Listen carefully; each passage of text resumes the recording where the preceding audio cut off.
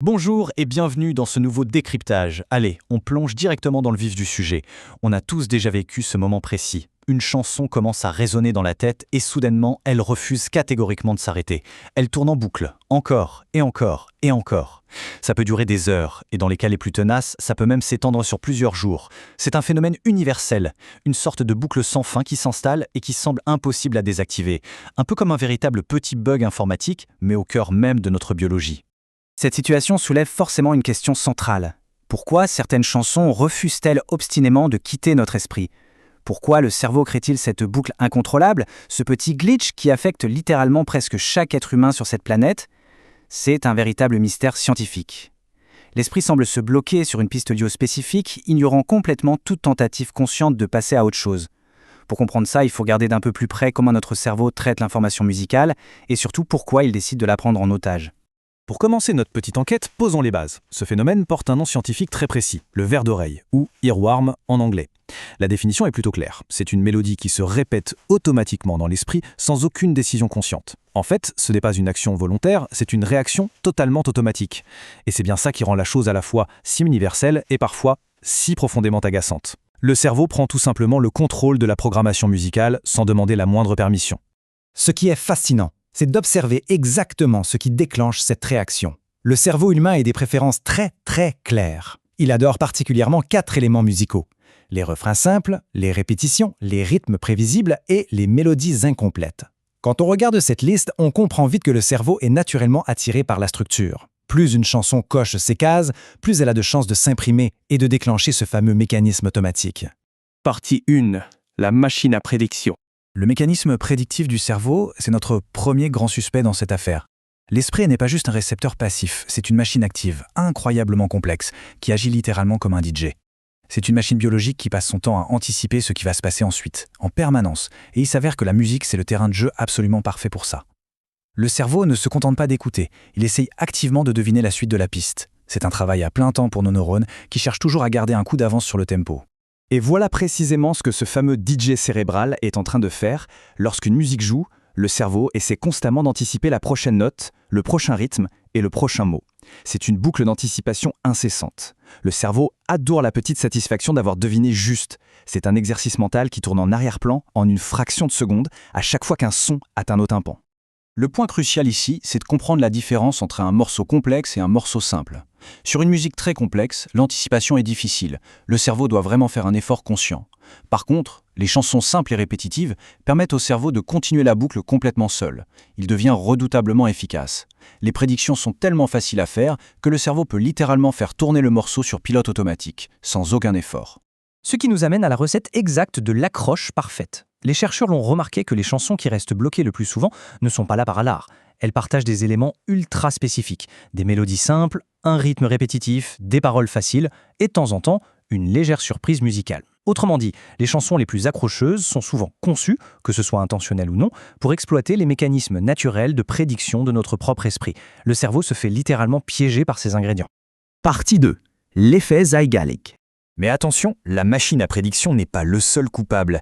Il y a une règle fondamentale dans notre psychologie. Le cerveau humain déteste viscéralement les choses incomplètes. Lorsqu'une musique s'interrompt d'un coup, ou si l'on n'a entendu qu'un petit fragment d'un refrain, l'esprit est profondément frustré.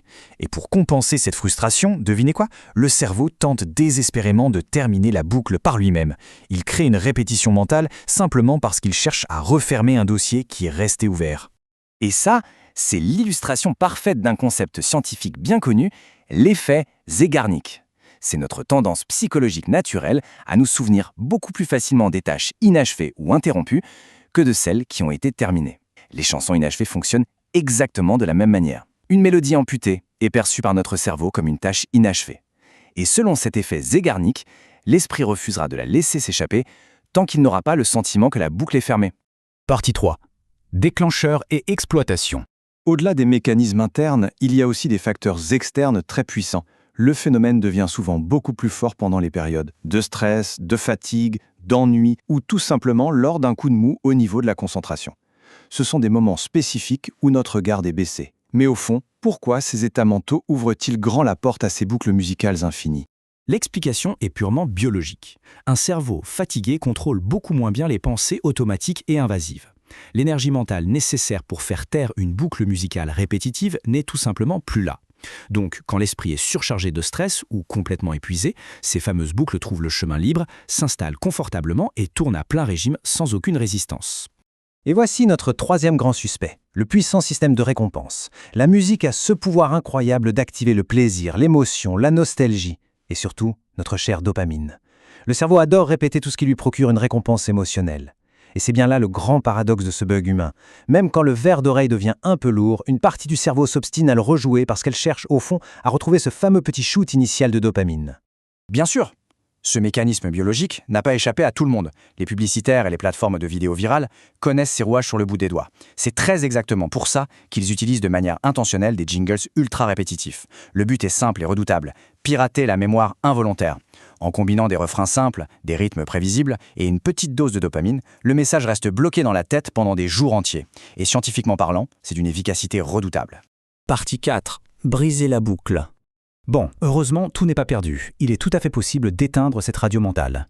Les chercheurs proposent 4 étapes cliniquement observées pour s'en sortir. 1. Écouter la chanson jusqu'au bout. Ça neutralise directement l'effet Zeigarnik en fermant la boucle. 2. Occuper le cerveau avec une tâche exigeante pour pomper un peu d'énergie cognitive. 3. Mâcher un chewing-gum. C'est surprenant, mais cette action physique interfère avec les zones motrices liées à la vocalisation mentale. Et 4. Écouter une musique complètement différente pour écraser l'ancienne piste. Le but, c'est de compléter le schéma inachevé ou d'en imposer un nouveau.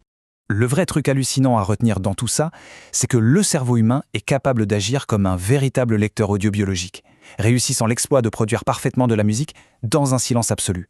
Pas besoin d'écouteurs, pas de haut-parleurs, rien.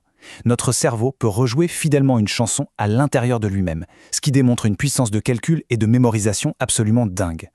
Bref, le cerveau est une machine extraordinaire, même s'il adore parfois radoter un peu plus longtemps que prévu. Alors la prochaine fois qu'une mélodie restera coincée de manière obsessionnelle pendant 48 heures, on pourra se rassurer, ce n'est pas de la folie. C'est tout simplement une bizarrerie fascinante de notre biologie, un énième petit bug de la nature humaine.